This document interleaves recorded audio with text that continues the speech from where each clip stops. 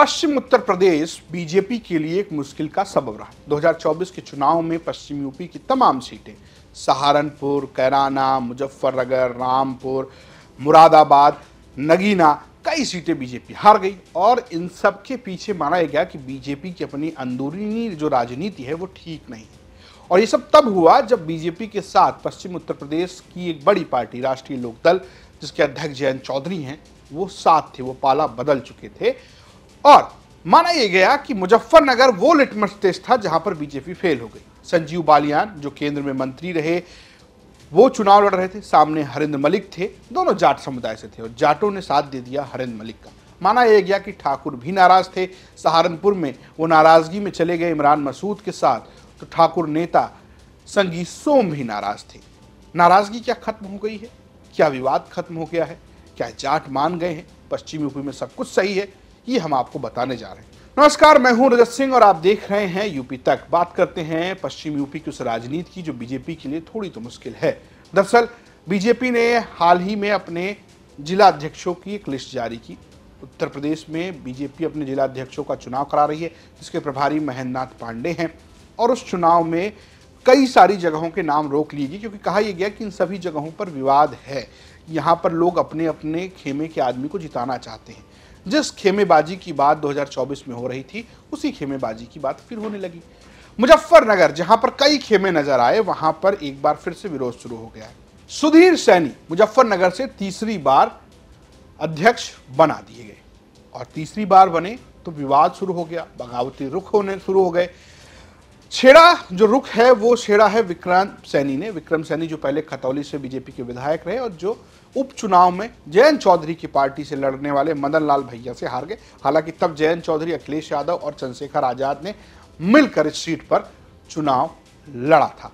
और इस हार के बाद अब वो नाराज हैं कि आखिर सुधीर सैनी को तीसरी बार क्यों बनाया। कभी किसी महिला के साथ छेड़खानी, कार्यकर्ताओं के साथ बदतमीजी, और जो पूर्व विधायक हैं उनको सूचना ना देना, कार्यक्रमों की मंच पर स्थान ना देना, ये और कार्यक्रम विकसित भारत संकल्प यात्रा चली, उसमें कार्यक्रम नहीं लगाए मेरे, तो ये गुस्सा था। और मैंने संजीव बालियान से कहा था कि ये ना बने, आप इस व्यक्ति की सिफारिश गलत कर रहे और आपको नुकसान हुआ, इसके कारण फिर नुकसान होगा और पार्टी का नुकसान होगा, कार्यकर्ता नाराज़ हो जाएंगे। वही होकर रहा। मैं इसलिए संजीव बालियान से नाराज़ था कि आपने बनवा दिया, आपके अलावा कोई बनवा नहीं सकता।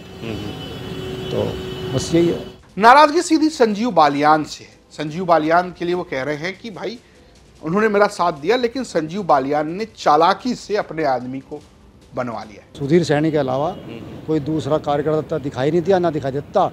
वही चाहता है, वही उनका बेड़ा पार करेगा। हमें तो पार्टी की चिंता है, मैं पार्टी के लिए काम करना है, वो करते रहेंगे। पार्टी के लिए वफादार है, दल बदलू नहीं हूँ। संघ का स्वयं सेवक हूँ, संघ में रहा हूँ और भाजपा में हूँ। भाजपा में रहूँगा, भाजपा में रहकर काम करूँगा।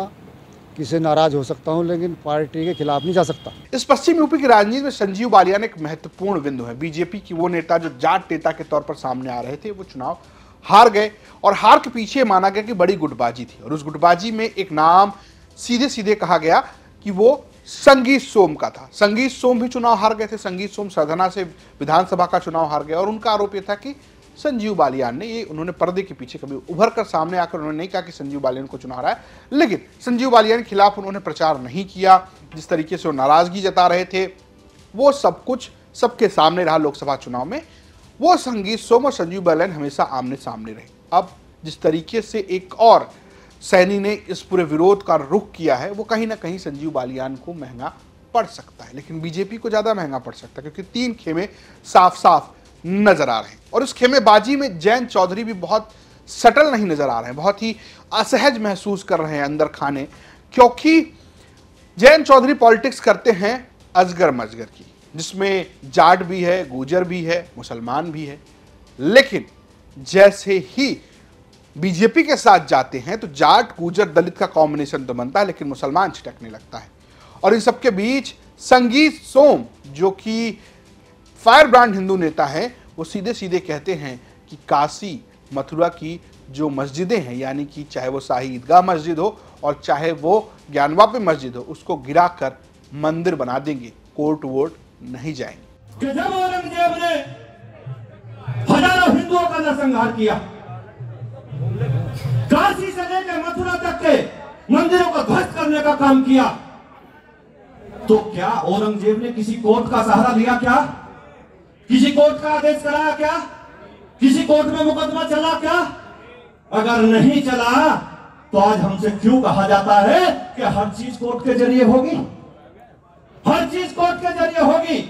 मैं कहना चाहता हूं होली के त्योहार पर और अब साफ आप सब लोगों से एक बात का समर्थन भी चाहता हूं कि क्या आज औरंगजेब की निशानी पूरे देश से, भारत से मिटा देनी चाहिए, नहीं मिटा देनी चाहिए? तो मेरा कहना इसमें यह है कि बाबर की निशानी मिटी, बाबरी मस्जिद ध्वस्त हो गए, वहां मंदिर बना, ये बाबर की निशानी निपटी। मैं आप लोगों से कहना चाहता हूं कि अब समय आ गया है कि औरंगजेब की निशानी भी मिटा दी जाए और काशी मथुरा दोनों में हम कोर्ट का सहारा नहीं लेंगे। पब्लिक ने जैसे बाबरी मस्जिद को ध्वस्त किया, इन्हें ध्वस्त करके भी मंदिर बनाने का काम हम लोग वहां करेंगे। तो क्या इस पॉलिटिक्स से जयंत चौधरी असहज है? एक तरफ एक जाट नेता संजीव बालियान असहज नजर आ रहे हैं, तो क्या दूसरी तरफ जयंत चौधरी भी असहज हैं? उनको असहज करने की कोशिश की जा रही है। दरअसल इस पॉलिटिक्स को लेकर एक बार जयंत चौधरी बोल भी चुके हैं।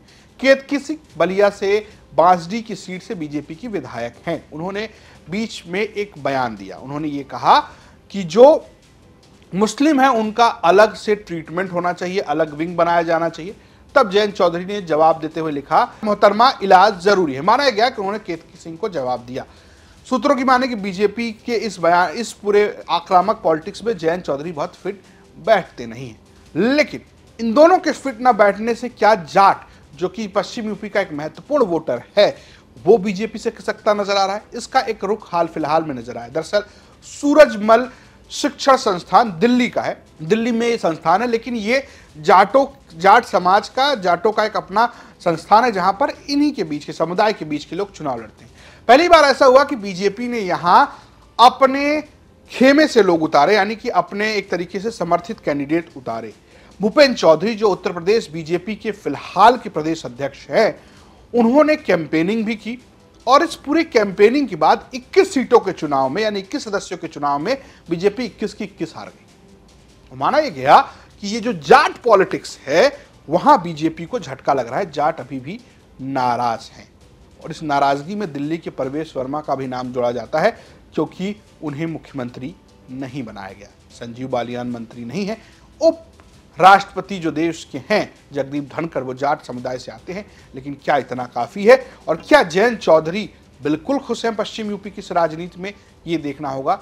लेकिन हर एक कदम पश्चिम यूपी में, खासकर मुजफ्फरनगर में जो सेंट्रल है, जहां से बीजेपी ने हिंदू मुस्लिम की पॉलिटिक्स का रंग दिया। आपको याद होगा कि मुजफ्फरनगर के वो दंगे जो अखिलेश यादव की सरकार में होते, बीजेपी ने उसको खूब बड़ा मुद्दा बनाया और उसको फायदा भी हुआ 2014 के चुनाव में, 2019 के चुनाव में। लेकिन 2024 के चुनाव में ये मुद्दा धीरे धीरे ढल गया और कहीं ना कहीं, चाहे अब इमरान मसूद जैसे लोग जीत गए हों या कहिए कि इकरा हसन जीत गई, जिन्होंने हिंदू गुर्जर और मुस्लिम गुर्जर को एक कर लिया, बीजेपी को एक झटका लगा। अब उस मुजफ्फरनगर के केंद्र बिंदु पे, जहां पर समाजवादी पार्टी के सांसद हरेंद्र मलिक हैं, वहां संजीव बालियान के खिलाफ सैनी भी नाराज नजर आ रहे हैं, संगीत सोम भी नाराज नजर आ रहे हैं। जयंत चौधरी कितने खुश हैं, ये भी सवाल है। जाट भी नाराज नजर आ रहे हैं। एक आदमी को तीसरी बार जिला अध्यक्ष बनाने से बवाल बढ़ गया है। क्या बीजेपी 27 से पहले इन सबको ठीक कर लेगी या नैरेटिव पर ही चुनाव जीत लिया जाएगा? ये एक बड़ा सवाल है। फिलहाल इसमें भी जीते हमारे सहयोगी संदीप सैनी ने, जो मुजफ्फरनगर से, और इसे कैमरे पर रिकॉर्ड किया है लावण्या ने। देखते रहिए यूपी तक। नमस्कार।